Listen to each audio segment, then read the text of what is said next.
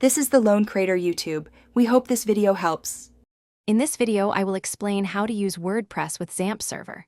First, you'll need to download and install XAMPP, a free and open-source cross-platform web server solution stack from the Apache Friends website.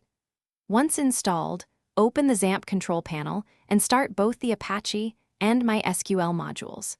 You can confirm XAMPP is running correctly by typing localhost into your web browser's address bar, which should display the XAMPP dashboard. This initial setup is crucial for hosting your local WordPress site.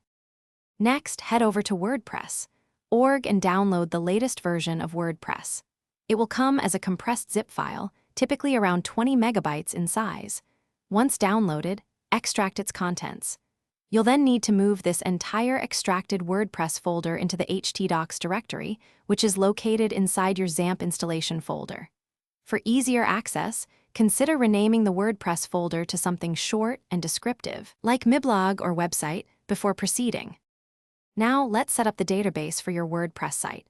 Open your web browser and go to localhost/phpMyAdmin through the XAMPP dashboard. This interface allows you to manage your MySQL databases. Click on the new option to create a brand new database. Give it a clear name, such as WordPress DB. For local development with XAMPP, the default username is root and the password is typically left blank.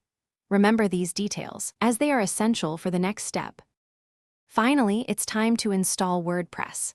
In your web browser, navigate to localhost followed by a / and the name of your WordPress folder, for example, localhost/myblog.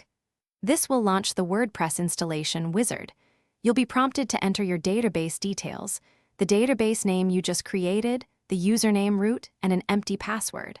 After that, you'll set up your site title, create an administrator username and a strong password, and provide your email address. In just a few clicks, your local WordPress site will be ready. Thanks for watching. Consider subscribing if we helped you.